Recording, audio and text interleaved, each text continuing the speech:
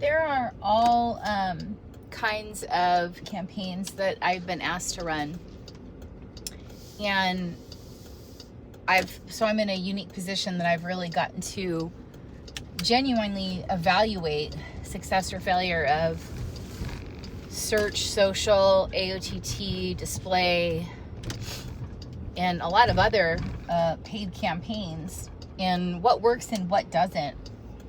So,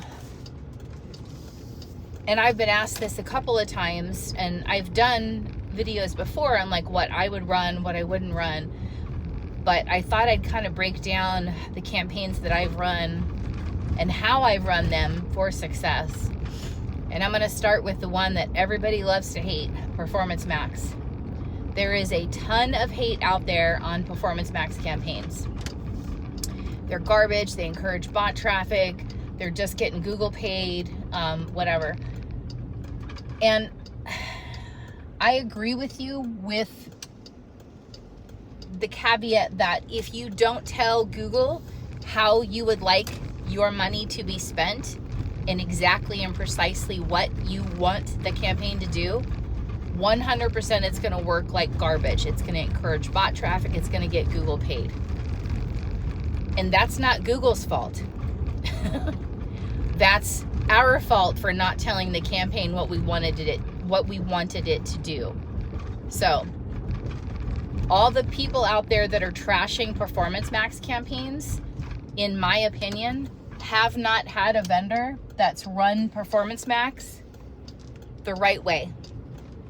So if that's you, if you're out there trash talking Performance Max, I challenge you to put some more effort into giving that campaign the guardrails it needs to have in order to be successful for your store.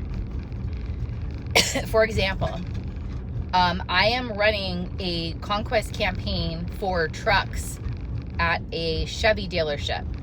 The Chevy dealership wants to conquest the Ram 1500s, the Ford F-150s, the Toyota Tundras in their area with the Silverado 1500. So we are doing that via a PMAX campaign. We've kept the geography pretty limited. We're not going out as far as the rest of the campaigns. So it actually is within a 15-mile radius of the store. My budget for the campaign is about $2,000 that we're starting with. I have hella search themes and signals on this campaign because I am targeting a specific type of buyer. I want people who are intenders for those trucks, not the Silverado 1500, but for those other trucks that I mentioned. I want to target them with specific ads. Now, what are my ads that I have in there? So not only do I have built into the campaign all my search themes and signals, but I also have assets to support that. So I constantly have, and this is something that not a lot of people recommend for PMAX, but I find works extremely well, is I have offers on those Silverado 1500s specifically targeted to capture that F-150 Tundra Ram 1500 buyer. I have a video that talks about what the Silverado 1500 has. It doesn't mention the other vehicles. It just says this is what the Silverado 1500, here are the specs on it basically. It doesn't run like a full scope, reading verbatim every single thing the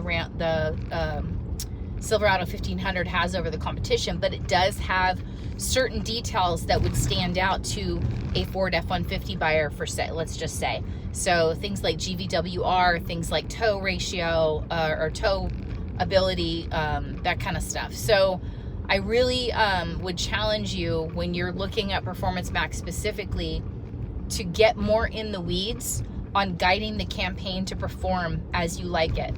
Because, and blaming Google and saying that, oh, PMAX is trash, blaming Google because you haven't spent the time to actually take an active role in guiding the campaign to exactly how you wanted to spend and where you wanted to spend and on what you wanted to spend.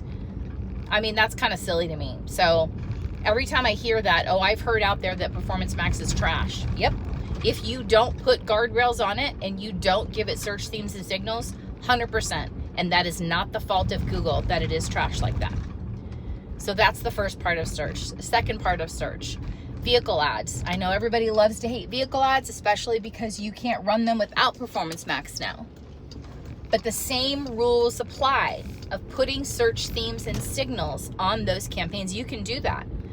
So I would strongly encourage people, and too many people take like the easy route. If you're doing the campaigns internally, if you're using a vendor to do them, ask to see the setup, the search themes and signals on your VA campaigns. They should have targeted intenders for whatever that audience is on your VAs. Then to brand and regional campaigns. You don't need a whole lot of money to fund a brand and regional campaign. Honestly, I'm more of the mindset that I don't even know that I would do a brand campaign. I would focus more on a new make campaign and then a regional campaign, because I'm not a proponent for buying the dealer's name. I'm just not.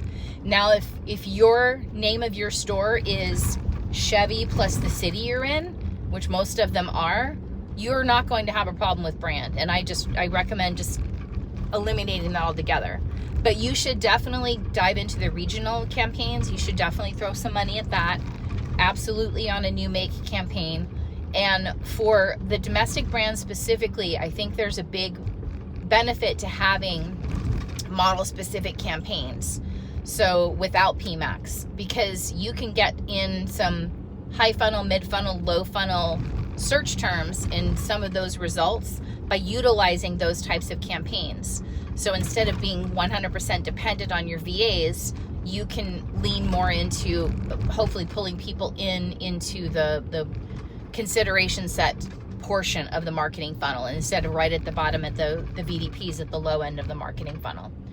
So what do you add into those? You want to definitely add what your offers are that need to be changed monthly. So if you're not sending those over to your vendor as a dealership, I would highly recommend you send those over to your vendor consistently every month as soon as they're released. I would highly recommend also that any kind of why buy messaging that you include in there as well. Like I have a dealer that does courtesy deliveries and courtesy pickups of a trade-in. So they have that messaging, and I'm not going to give their tagline away because that'll give them away. They have that tagline in their campaigns, in their messaging. So I highly recommend utilizing that aspect of your make campaigns and your model campaigns to further push that message. Actually, it's something you can even put into PMAX in your videos and in your display assets as well.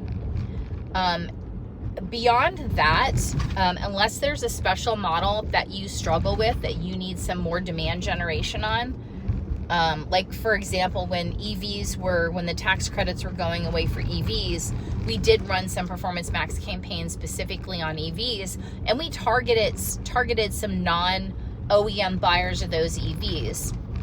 So for example, I had some areas in the nation where Tesla was actually the #1 EV purchased in that particular market as far as EVs. And so I actually actively went after people who were searching for Teslas and pushed the narrative for this other OEM, pushed the narrative that they should be a part of the consideration set when someone was looking for a Tesla. So there are a lot of things that I don't see being done to Google campaigns, and then when they don't work right, we're calling the Google campaigns trash. I mean, to me, I just think that's lazy. If you're not going to take the time to make the extra effort to investigate why the campaign's not working right and utilize the tools that we have with Google to make it work right, don't call it trash. I mean, make a better effort. My PMAX campaigns, I am very meticulous about how I want them targeted and what I want those ads to serve up, how I want it to be served up, and to whom I want it to be served up. And so my Performance Max campaigns have very minimal bot traffic and have a lot of engagement and a lot of conversions. So that's the challenge I have for you this week. I'll talk about some of the other aspects of what I've experienced for different kinds of platforms in my next videos. That's all I got for this week. Happy selling.